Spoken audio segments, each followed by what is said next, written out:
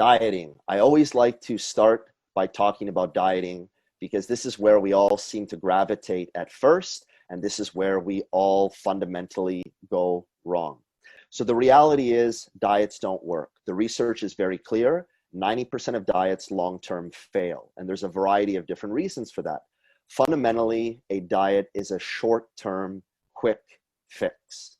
It's not addressing important underlying components of change. So usually when we go on a diet, it's because we want a quick result now. So we go for some restrictive and crazy methodology that allows us to get temporary results in the short term, but inevitably is not a long-term solution and causes us to crash and burn. Yet, interestingly enough, we always gravitate towards diets over and over again, despite knowing that they are not long-term solutions, because part of us knows that they are a short-term solution. And if you have pain in the short term and you want to change your body, you're going to gravitate towards the devil you know versus the devil you don't know. When we go into uncharted territories, into the unknown reality of things, we don't know what the result is. So at least with a diet, we know we're going to get some type of short-term result, which is why we go there, but it doesn't work. Aren't we interesting human beings and creatures? Okay, so I'm all about long-term sustainable results. How do we play for the marathon, which is the reality of what life is, versus these short-term sprints that's not congruent with how life unfolds? Also, one of the problems with diets, they focus on exclusion and ultimately lead to inevitable rebounding.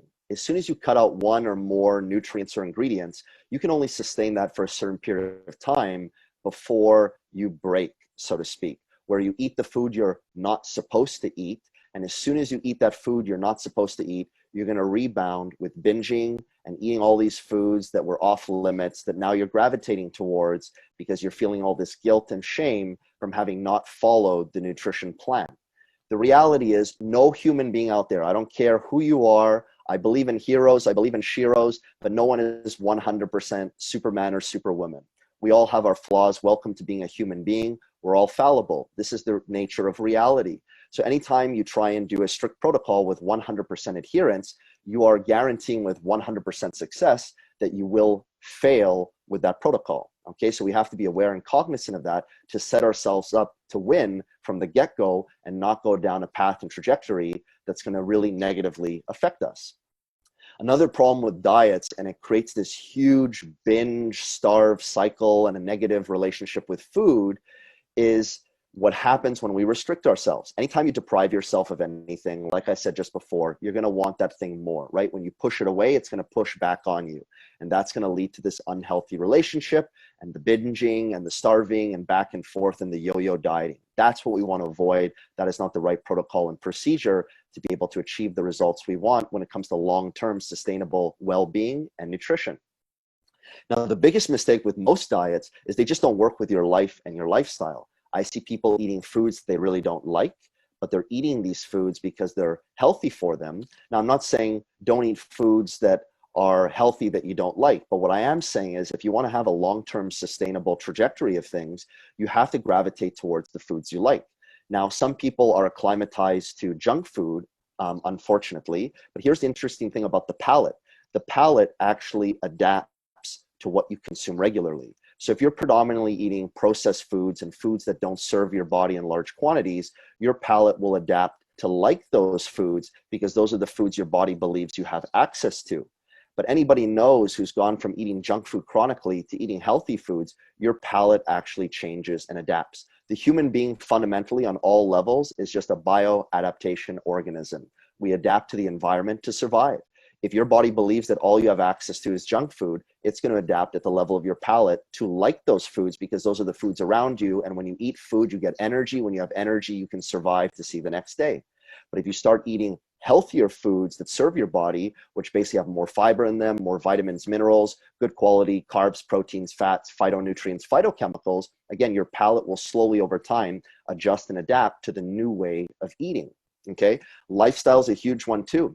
If you're a very busy person and you don't have breaks during your day and you're trying to eat small, frequent meals throughout the day, that's not going to be congruent with your lifestyle. So you always have to do an audit of self, an audit of your lifestyle, and see what your reality is and start making changes in the department of nutrition, not based on a whole methodology of dieting, but based on your lifestyle and slowly but surely tweaking variables in a slow and steady way. And you're going to see in this presentation how you actually get change when it comes to nutrition.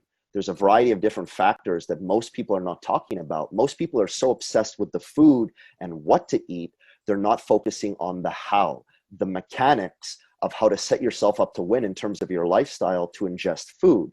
The how is the framework to support the food. Food is fundamentally simple, and you'll see that in the presentation. Food is not complicated. Food is not complex. Human beings are inherently complex, and it's our complexity that confuses us. And in that confusion, we make bad decisions that don't serve us long-term, that lead to short-term success, but ultimately long-term failure. Okay, so we need to find long-term sustainable solutions. And I always say, lifestyle change and life, it's a marathon. It's not a sprint. You don't have to have a result tomorrow or in a week. It's a process. And I always say as well, it's not about the destination. It's about the journey. It's about the evolution of self. It's about transcending challenges. It's about learning about yourself through facing those challenges and figuring out and maneuvering what works for you. The best way to figure out what works for you is by doing what doesn't work for you. Failure is your friend if you learn from it.